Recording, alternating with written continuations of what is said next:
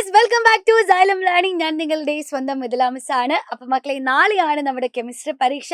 അപ്പോൾ നിങ്ങൾ A+ലേക്ക് എത്തിക്കാൻ വേണ്ടിയിട്ട് കുറേ ക്വസ്റ്റ്യൻസ് ആയിട്ടാണ് മിസ് എത്തിയിട്ടുള്ളത്. നമുക്കറിയാം, എത്ര തന്നെ തിയറി പഠിച്ചാലും ക്വസ്റ്റ്യൻസ് പ്രാക്ടീസ് ചെയ്തില്ല എങ്കിൽ A+ലേക്ക് നമുക്ക് എത്താനായിട്ട് സാധിക്കില്ല അല്ലേ. അപ്പം A+ അല്ല, നമ്മുടെ മനസ്സിലുള്ളത്, നമ്മുടെ മുൻപിൽ ഉണ്ടാവേണ്ടത് ഫുൾ മാർക്ക് 40 ഔട്ട് ഓഫ് 40 എന്ന ലക്ഷ്യമായിരിക്കണം. അപ്പോൾ എനിവേ മക്കളെ, നിങ്ങൾക്ക് വേണ്ടി വളരെ ഇമ്പോർട്ടൻ്റ് ആയിട്ടുള്ള ക്വസ്റ്റ്യൻസ് ആയിട്ടാണ് ഞാൻ വന്നിട്ടുള്ളത്. അപ്പോൾ എൻ്റെ കുട്ടികളെല്ലാവരും തീർച്ചയായിട്ടും ഈ വീഡിയോ മുഴുവനായിട്ടും കാണാം. ഇനി നിങ്ങൾക്ക് വേണ്ടി ഒരു അടിപൊളി വീഡിയോ 5 മണിയാകുമ്പോഴത്തേക്ക് എത്തും. അപ്പോൾ അത് കാണാനായിട്ട് മറക്കരുത്. ഓക്കെ, അപ്പോൾ അങ്ങനെയാണെങ്കിൽ നമുക്ക് നോക്കിക്കേ, ചോദ്യം നോക്കാം. Electroplating is one of the practical utilities of electrolysis. വൈദ്യുത വിശ്ലേഷണത്തിൻ്റെ പ്രായോഗിക ഫലങ്ങളിൽ ഒന്നാണ് വൈദ്യുത ലേപനം. അങ്ങനെയാണെങ്കിൽ copper can be coated on iron bangle by this process. ശരിയല്ലേ? വൈദ്യുതി വഴി നമുക്ക് എന്ത് ചെയ്യാം? ഇരുമ്പ് വളയിൽ ചെമ്പ് പൂശാനായിട്ട് സാധിക്കും അല്ലെ. ഒരു മെറ്റലിന്റെ മേലെ വേറൊരു മെറ്റലിന്റെ തിൻ കോട്ടിംഗ് തീർക്കുന്നതായിരുന്നു ഇലക്ട്രോപ്ലേറ്റിംഗ്. ശരിയല്ലേ? അങ്ങനെയാണെങ്കിൽ which metal is connected to the negative terminal of the battery. ബാറ്ററിയുടെ നെഗറ്റീവ് ടെർമിനലുമായിട്ട് ബന്ധിപ്പിക്കുന്നത് ആരെയാണ്? വളരെ ഇമ്പോർട്ടൻ്റ് ആയിട്ടുള്ള ഒരു ചോദ്യമാണ് അല്ലേ. അപ്പം നമുക്ക് ആ ഡയഗ്രാം ഒന്ന് വരച്ചു നോക്കാം. നമ്മളിതാ ഇവിടെ ബീക്കർ എടുത്ത് വെച്ചിട്ടുണ്ടോ? ഒരു ഭംഗിയില്ലാത്ത ബീക്കർ അല്ലേ.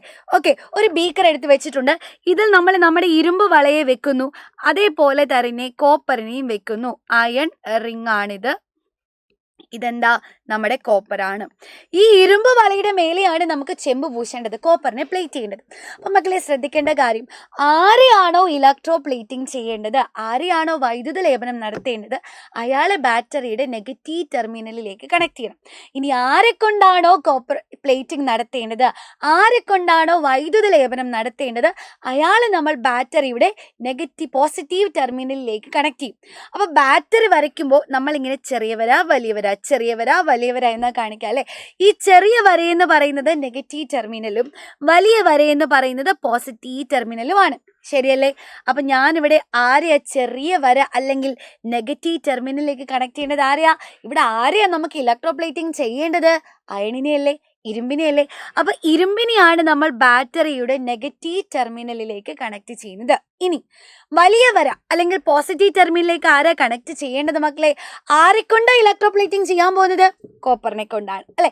അപ്പൊ കോപ്പറിനെ വേണം ബാറ്ററിയുടെ പോസിറ്റീവ് ടെർമിനലിലേക്ക് കണക്ട് ചെയ്യാൻ. ശരിയല്ലേ?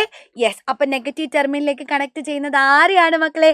അയൺ ബാങ്കിളിനെയാണ് അല്ലെ. അയൺ റിംഗ് അല്ലായിരുന്നു, അയൺ ബാങ്കിൾ ആയിരുന്നു. എനിവേ, നമ്മുടെ ഇരുമ്പ് വളയാണ് നമ്മൾ ബാറ്ററിയുടെ നെഗറ്റീവ് ടെർമിനലിലേക്ക്. ഇനി ഇവിടെ ഇരുമ്പിന് പകരം വേറെ ആരെങ്കിലും ആയിക്കോട്ടെ, ഇരുമ്പിന് പകരം വേറെ ആരാ? ഇപ്പം നിങ്ങൾ വിചാരിക്കുക, ഇരുമ്പിന് പകരം നമുക്ക് കോപ്പറിൻ്റെ മേലെ വെള്ളി പൂശണം. അപ്പം നമ്മൾ എന്ത് ചെയ്യും? കോപ്പറിനെ നെഗറ്റീവ് ടെർമിനലിലേക്ക് കണക്ട് ചെയ്യും, വെള്ളിയെ നമ്മൾ പോസിറ്റീവ് ടെർമിനലിലേക്ക് കണക്ട് ചെയ്യണം. ഇനി ഇവിടെ ഏത് ഇലക്ട്രോലൈറ്റാ മക്കളെ ഉപയോഗിക്കുക? Which electrolyte is used here? ഏത് ഇലക്ട്രോലൈറ്റാ? ആരെക്കൊണ്ടാണോ ഇലക്ട്രോപ്ലേറ്റിംഗ് നടത്തേണ്ടത്, അയാളുടെ പ്രസൻസ് ഉള്ള ഇലക്ട്രോലൈറ്റ് വേണം അല്ലേ. അപ്പം ഇവിടെ നമ്മൾ കോപ്പറിനെ കൊണ്ടാണ് ഇലക്ട്രോപ്ലേറ്റിംഗ് ചെയ്യാൻ പോകുന്നത് അല്ലേ. കോപ്പറിനെ വെച്ചിട്ടാണ് വൈദ്യുത ലേപനം ചെയ്യുക. അപ്പം കോപ്പറിൻ്റെ പ്രസൻസ് ഉള്ള ഇലക്ട്രോലൈറ്റ്, കോപ്പറിന്റെ സാന്നിധ്യമുള്ള ഇലക്ട്രോലൈറ്റ് വേണം. അപ്പോൾ കോപ്പറിന്റെ സാന്നിധ്യമുള്ള ഇലക്ട്രോലൈറ്റിന് ഏതൊക്കെ അറിയാം? കോപ്പർ സൾഫേറ്റ്, കോപ്പർ നൈട്രേറ്റ്, ആര് വേണമെങ്കിലും എടുക്കാം. അപ്പം ഞാനിവിടെ കോപ്പർ സൾഫേറ്റിനെയാണ് എടുക്കാനായിട്ട് പോകുന്നത്. റെഡിയാണോ? അടുത്ത ചോദ്യം മക്കളെ, right down any other practical utility of electrolysis അല്ലേ. ഏതെങ്കിലും വേറെ ഒരു ഫലം പറയും. അപ്പം നമുക്ക് മെറ്റൽസിനെ സെപ്പറേറ്റ് ചെയ്യാം, റിഫൈനിങ് ഓഫ് മെറ്റൽസ് അല്ലേ, ലോഹങ്ങളെ ശുദ്ധീകരിക്കാൻ ഉപയോഗിക്കാം. അങ്ങനെ ഒരുപാട് മെത്തേഡ്സ് ഉണ്ട്. ഏതെങ്കിലും ഒരെണ്ണം നിങ്ങൾ എഴുതി കൊടുത്താൽ മതി. അപ്പോൾ വളരെ ഇമ്പോർട്ടൻ്റ് ആയിട്ടുള്ള ഒരു ടോപ്പിക്കാണ്, കൃത്യമായിട്ട് പഠിച്ചിരിക്കുക. അടുത്ത ചോദ്യത്തിലേക്ക് പോകാം. ഒരു പിക്ചേഴ്സ് തന്നിട്ടുണ്ട്. 3 ബീക്കർ നമ്മുടെ കയ്യിലുണ്ട്. Copper sulphate, iron copper sulphate, silver copper sulphate. ചോദ്യം എന്താ? ബീക്കറുകളിലെ ലായനിയുടെ നിറത്തിന് കാരണമായിട്ടുള്ള അയോൺ ഏതാണ്?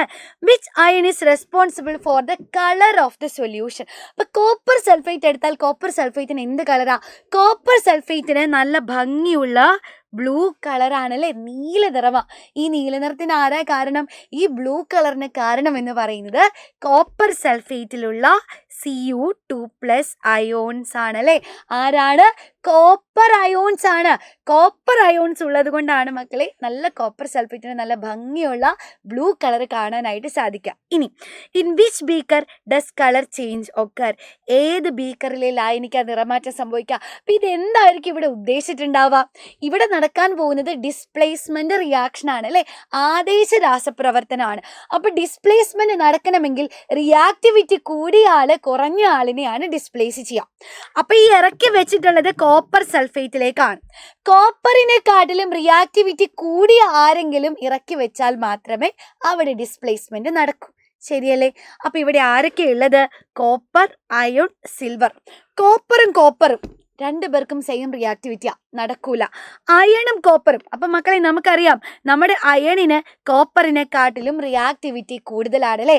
അയണിന് കോപ്പറിനെക്കാളും റിയാക്ടിവിറ്റി കൂടുതലായതുകൊണ്ട് അയൺ എന്താ ചെയ്യുക? കോപ്പർ സൾഫേറ്റ് ലായനിയിൽ നിന്നും കോപ്പറിനെ ഡിസ്പ്ലേസ് ചെയ്യും അല്ലെ, ആദേശം ചെയ്യും.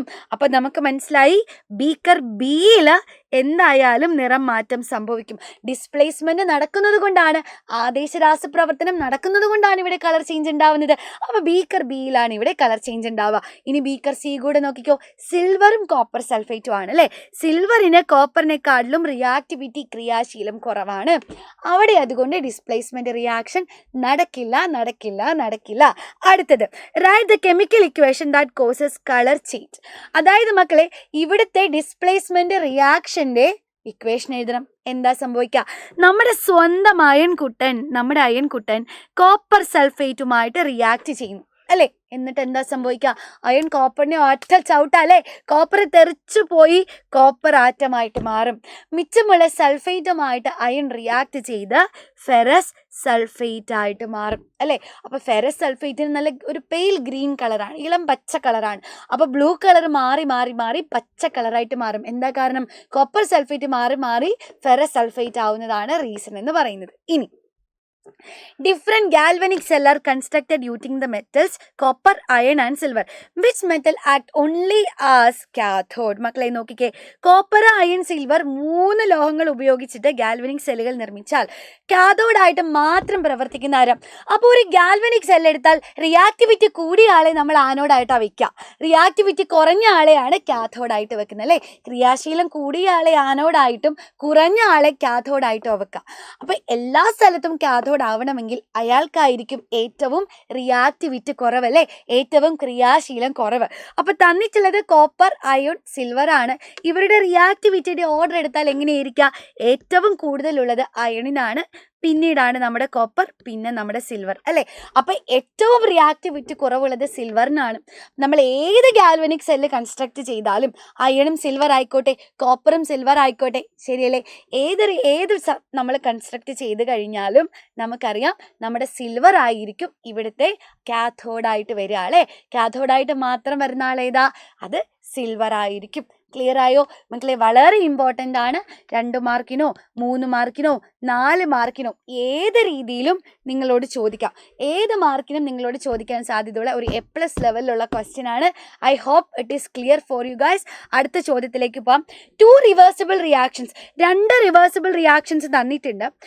On which of the reactions does the pressure has no effect give reason? അല്ലെ, തന്നിരിക്കുന്നവയിൽ മർദ്ദത്തിന് സ്വാധീനമില്ലാത്തത് ഏതിലാണ്? കാരണം വ്യക്തമാക്കുക. അപ്പം നമ്മൾ പഠിച്ചിട്ടുണ്ട് ഒരു ഇക്വിലിബ്രിയത്തിലിരിക്കുന്ന കെമിക്കൽ റിയാക്ഷനെ പ്രഷർ ഇൻഫ്ലുവൻസ് ചെയ്യണമെങ്കിൽ, പ്രഷറിന് മർദ്ദത്തിന് സ്വാധീനിക്കാൻ സാധിക്കണമെങ്കിൽ അവിടെ എന്ത് വേണം?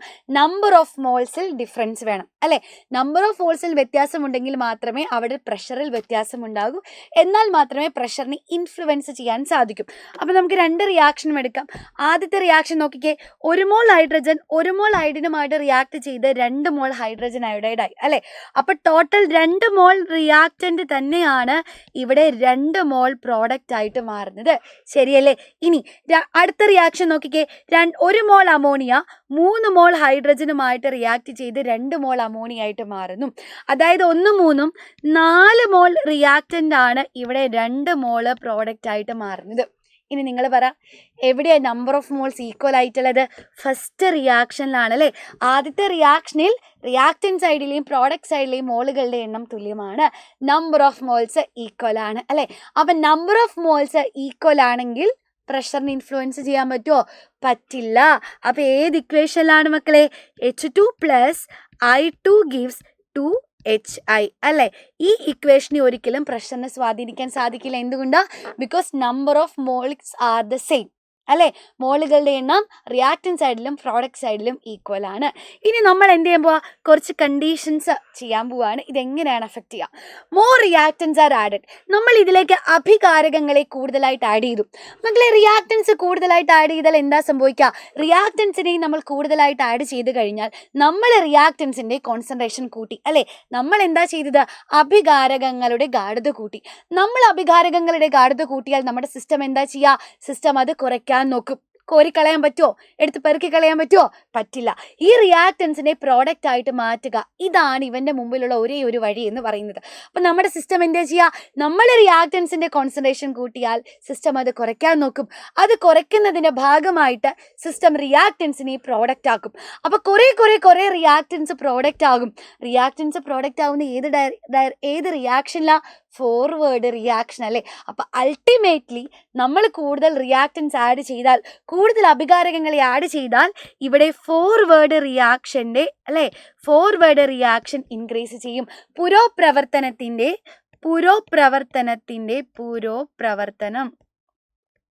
പുരോപ്രവർത്തനത്തിൻ്റെ വേഗത കൂടുന്നതായിട്ട് കാണാൻ സാധിക്കും.